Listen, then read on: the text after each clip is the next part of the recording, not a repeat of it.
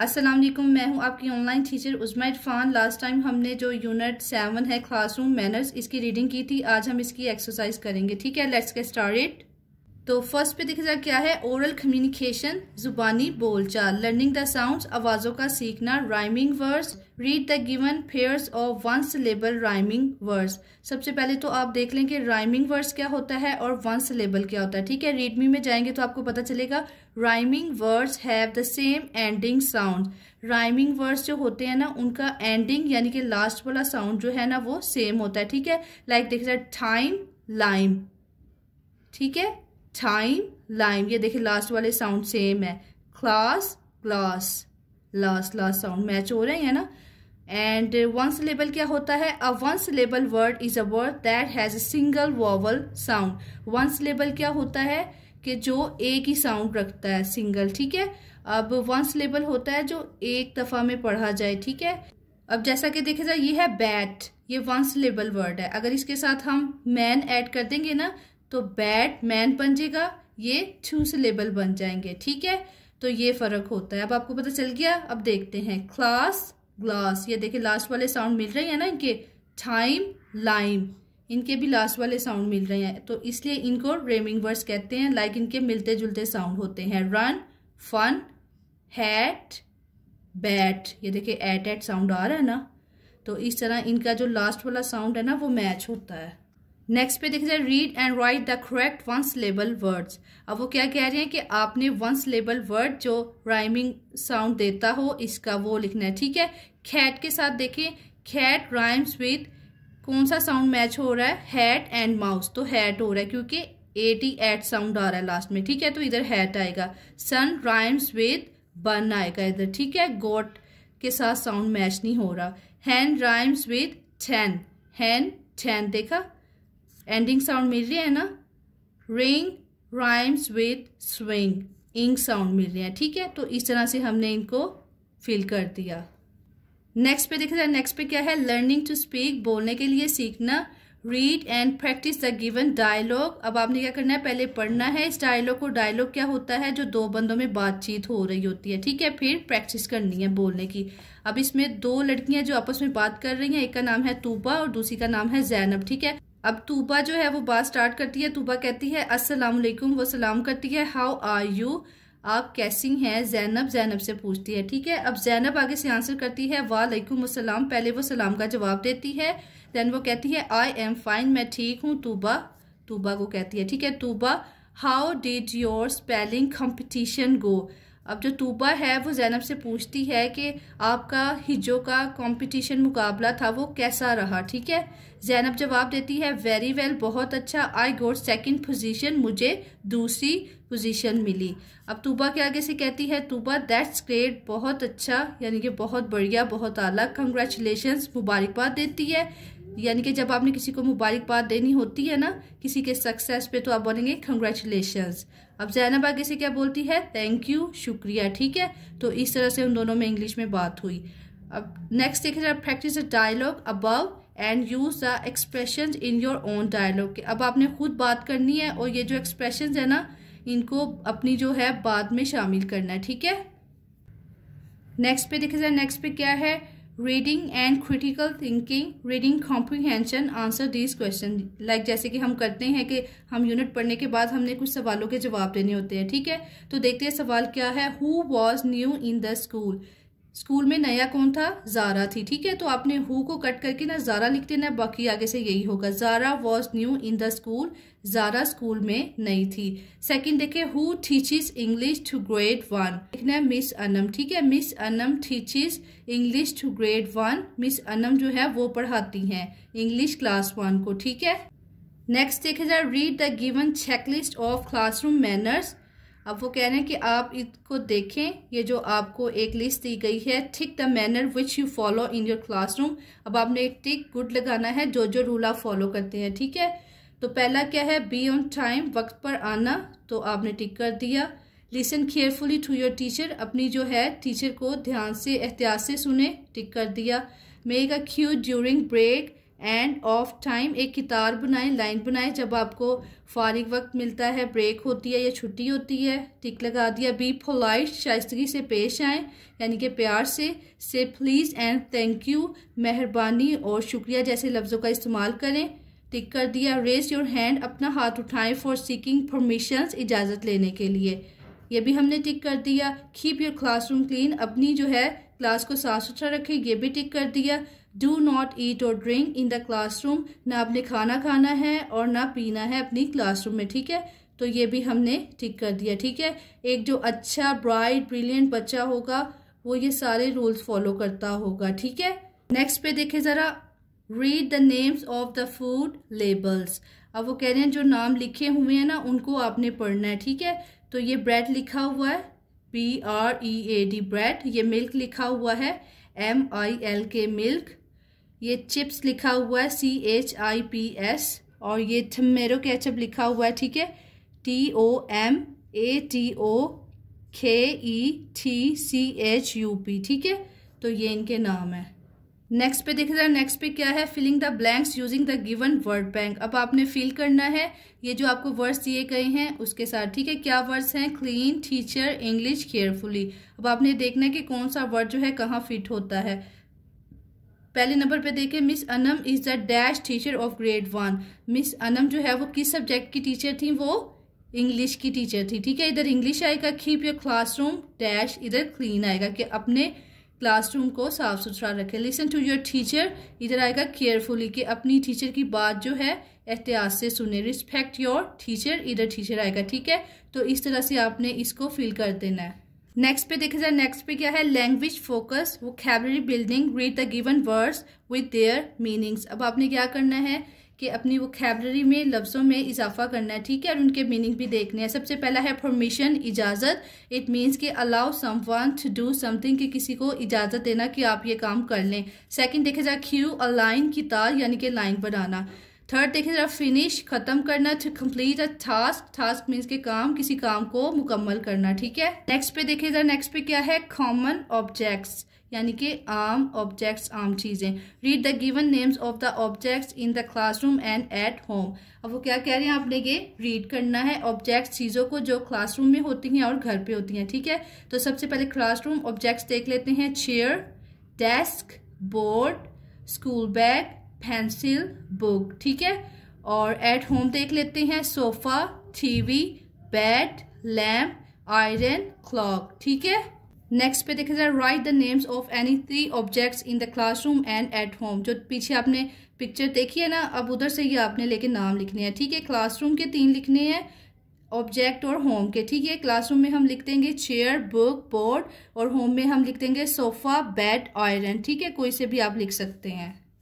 अब नेक्स्ट पे देखा जाए, left and right. Left and right का कंसेप्ट क्लियर करना है, ठीक है। Look at the science of directions. Science क्या होते हैं, ऐसी अलामतें होती हैं जिनसे हमें आइडिया होता है कि हमने क्या करना है, ठीक है। इशारे होते हैं, और ये जो है इशारा ये हमें दे रहा है लेफ्ट का यानी कि बाएं तरफ, और ये जो इशारा है ये राइट का है दाएं तरफ, ठीक है।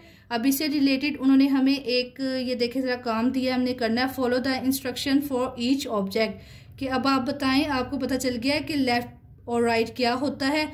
अब वो कह रहे हैं circle the iron on the left. Left पे जो आयरन है ना उसको सर्कल करना है, तो ये देखें लेफ्ट पे ये वाली आयरन है, ठीक है, तो इसको सर्कल कर दिया। सेकंड देखें, tick the bag on the right. जो राइट साइड पे बैग है ना उसको टिक करना है, ये देखें ये है राइट साइड वाला, इसको कर दिया हमने। लास्ट पे देखें, cross the sofa on the left. जो लेफ्ट साइड पे सोफा है ना उसको हमने क्रॉस करना है, तो ये देखें ये वाला है, ठीक है। नेक्स्ट पे देखा जाए, learning to spell, read the given sight words. Sight words जो कि हमें बार बार देखने को पढ़ने को मिलते हैं, ठीक है। Do, little, could, when, did, what, so and see. Write the sight words learn earlier in the shape boxes that fit. अब आपने जो से फिट आते हैं ना वो वाले लिख देने हैं, ठीक है। तो ये देखें 4 वाले में व्हाट आ जाएगा, और ये 4 वाले में व्हेन आ जाएगा, डिड आ जाएगा 3 वाले में, एंड सी आ जाएगा 3 वाले में, ठीक है। वो कह रहे हैं जो आपने पहले भी याद किए हैं ना उनमें से भी आप लिख सकते हैं, ऊपर से भी, ठीक है।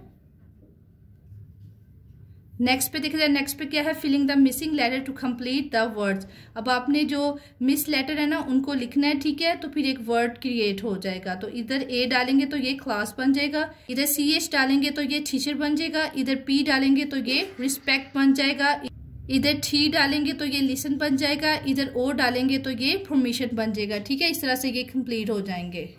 नेक्स्ट पे देखा जाए, ग्रामर का थोड़ा सा वर्क आ गया, ठीक है। रीडमी में देखें, why is use to ask for a reason. Why किस लिए इस्तेमाल होता है, कोई वजह मालूम करने के लिए। वाई का मतलब होता है क्यों, ठीक है। When is use to ask about time. When का इस्तेमाल कब होता है, जब हमें वक्त के बारे में जानना होता है। व्हेन का मतलब होता है कब, ठीक है। अब देखते हैं WH क्वेश्चंस, ठीक है। WH वाले सवाल। Read the following sentences. अब वो कह रहे हैं कि आप इन जुमलों को पढ़ें। Why is the boy crying. बच्चा क्यों रो रहा है। अब हमने आंसर करना है, वो हमसे वजह पूछना है, ठीक है। वाई मीन्स वजह बतानी है, हमने रीजन बताना है। ही इज क्राइंग, वो रो रहा है, बिकॉज क्योंकि somebody has broken his toy, किसी ने उसका जो खिलौना है वो तोड़ दिया है, ठीक है। अब हमने ये रीजन बता दिया। नेक्स्ट पे देखा जाए, when will the train arrive. जो ट्रेन है वो कब पहुंचेगी। अब हमें टाइम जानना है, ठीक है। तो इसका आंसर होगा the train will arrive in 20 minutes. जो ट्रेन है वो 20 मिनट तक पहुंच जाएगी, ठीक है। तो इधर हमने वक्त मालूम करना था तो हमने व्हेन यूज किया, इधर हमने रीजन मालूम करना था तो वाई यूज किया। नेक्स्ट पे देख जाए, make questions using the question words given below. अब वो कह रहे हैं जो वाई और व्हेन है ना उसे आपने खुद से क्वेश्चन क्रिएट करने हैं, ठीक है। व्हेन से आप क्रिएट करेंगे, when did you go to Islamabad. अब आपने जानना है कि कब, ठीक है। आपने वक्त यानी कि दिन या टाइम जानना है। When did you go to Islamabad के आप कब इस्लामाबाद गए, ठीक है। और वाई से आप बनाएंगे वाई आर यू सैड। आप क्यों उदास हैं, आपने वजह जाननी है ना उसकी उदासी की, तो आप वाई लगाएंगे, ठीक है। Why are you sad. इस तरह से आप इनको लिखेंगे। नेक्स्ट पे देखा जाए, use of am is are. सबसे पहले रीडमी में देखें कि इनका मतलब क्या है। We use is am are to describe a person, place और थिंग। हम इज एम आर का यूज कब करते हैं, जब हमने बयान करना होता है किसी इंसान के बारे में, जगह के बारे में या चीज के बारे में, ठीक है। Read the following sentences. अब हमने जुमले पढ़ने हैं। आई am a Pakistani. He is a boy, मैं पाकिस्तानी हूँ। ही इज अ बॉय, वो एक लड़का है। वी आर क्लासमेट्स, हम जमात हैं, ठीक है। तो अब ये ना एक रूल होता है कि आई के साथ एम आता है हमेशा, ठीक है। ये आपने रूल याद रखना है कि आई के साथ हमेशा एम आता है, और ही और शी इट के साथ या सिंगल नेम के साथ इज आता है, और दे वी यू और आवर के साथ आर आता है, ठीक है। यानी कि ज्यादा जब होंगे ना लोग और यू होगा तो उनके साथ आर आएगा। तो ये रूल आपको याद रखना है, ठीक है। तो इस तरह से जब हमने बयान करना है ना किसी यानी कि पर्सन को या जगह को या थिंग को, तो हमने इज आर एम जरूर लगाना है। नेक्स्ट पे देखे जाए, टिक द करेक्ट ऑप्शन। अब हमने जो पीछे पढ़ा है ना उसको मद्देनजर रखते हुए हमने टिक लगाना है, ठीक है। आई के साथ क्या आएगा, इज आएगा या एम आएगा। आई डैश अ पुलिसमैन, तो आई के साथ हमेशा एम आता है, ठीक है। I am a policeman. Zara and Iqra. अब ज़ारा और इकरा जो है वो दो हैं तो इनके साथ इज नहीं आएगा क्योंकि इज वन पर्सन के लिए होता है, ठीक है। आर आएगा। Zara and Iqra are good students. अब नेक्स्ट पे देखिए, दिस के साथ क्या आएगा, दिस के साथ इज आएगा, ठीक है। This is my bedroom. Am जो है वो बस आई के साथ आता है। They dash very kind. अब ज्यादा लोगों की बात आ रही है तो आर आएगा। दे आर वेरी काइंड, वो बहुत मेहरबान है। लास्ट वाला देखिए, मिस अस्मा। मिस अस्मा जो है वो एक है तो उनके साथ इज आएगा, ठीक है। Miss Asma is our class teacher. Miss Asma जो है वो हमारी क्लास की टीचर है, ठीक है। तो इसके साथ इज आएगा। नेक्स्ट पे देखा जाए, एडजेक्टिव ऑफ साइज। एडजेक्टिव्स होती हैं सिफात यानी कि अच्छाई या बुराई। ऑफ साइज, साइज की, ठीक है। रीड मी में देखिए, adjectives of size are words which describe how big और स्मॉल अ नाउन और प्रोनाउन इज। अब वो क्या बता रहे हैं कि साइज से मुराद ये है कि नाउन यानी कि चीज या इंसान जो है वो छोटी है या बड़ी है, ठीक है। तो इस बारे में उसके साइज के बारे में बात हो रही होगी ना तो उसको बोलेंगे एडजेक्टिव ऑफ साइज, यानी कि उसके साइज की अच्छाई या बुराई, ठीक है। तो ये देखे जरा, अथॉरिटी, अब इसको लंबा कहा जा रहा है, ठीक है। तो ये इसकी एडजेक्टिव ऑफ साइज है कि इसके साइज के बारे में बात की जा रही है। अ स्मॉल ट्री, ये छोटा है तो इसके छोटा होने के बारे में बात की जा रही है। अ फैट कैट, अब इसके मोटा होने के बारे में बात की जा रही है। अ थिन कैट, एक पतली बिल्ली, अब इसके पतले होने के बारे में बात की जा रही है, ठीक है। नेक्स्ट पे दिख रहा है use the given above adjectives of size in your sentences. अब वो क्या कह रहे हैं कि ये जो आपको उन्होंने दिए हुए हैं ना वर्ड्स, इनसे आपने सेंटेंसेस बनाने हैं, ठीक है। अ टॉल ट्री का आप बनाएंगे there is a tall tree in our school, कि हमारे स्कूल में एक लंबा दरख्त है। अ स्मॉल ट्री का आप बनाएंगे the little child climbed up on a small tree, के एक बच्चा जो है वो छोटे ट्री पे चढ़ा, ठीक है। और फैट कैट का आप बनाएंगे Najma has a fat cat, Najma के पास एक मोटी बिल्ली है। और थिन कैट का आप बनाएंगे I saw a thin cat in street, के मैंने एक पतली बिल्ली देखी, ठीक है, गली में। लाइक आपने उनके बारे में, उनके साइज के बारे में बात कर रहे हैं, ठीक है। तो इसको बोलते हैं एडजेक्टिव्स ऑफ साइज, ठीक है। नेक्स्ट पे देखिए राइटिंग, लर्निंग टू राइट, लिखने के लिए सीखना। रीड द गिवन लिस्ट, सबसे पहले आपने लिस्ट देखनी है कि क्लोथिंग कपड़े हैं, ये फूड खाना है।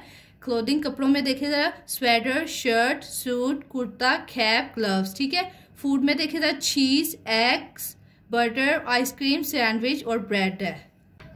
अब आपने करना क्या है, right the names of 3 things in each of the given columns. अब उन्होंने आपको 3 बॉक्सेस दिए हुए हैं, ठीक है। इसमें आपने क्लोथ्स लिखने हैं और इसमें आपने फूड खाना लिखना है, और ये एक्स्ट्रा से क्लासरूम ऑब्जेक्ट्स, जैसा कि हम पीछे से पढ़ के आए हैं क्लासरूम की चीजें, इसमें वो लिखनी है, ठीक है। तो क्लोथ्स में आप लिखेंगे शर्ट, कुर्ता, ग्लव्स, ऊपर में से कोई भी लिख सकते हैं तस्वीर से। फूड में आप लिखेंगे एग्स, ब्रेड, बटर, और क्लासरूम ऑब्जेक्ट्स भी कोई भी लिख सकते हैं, चेयर, बोर्ड, पेंसिल, ठीक है।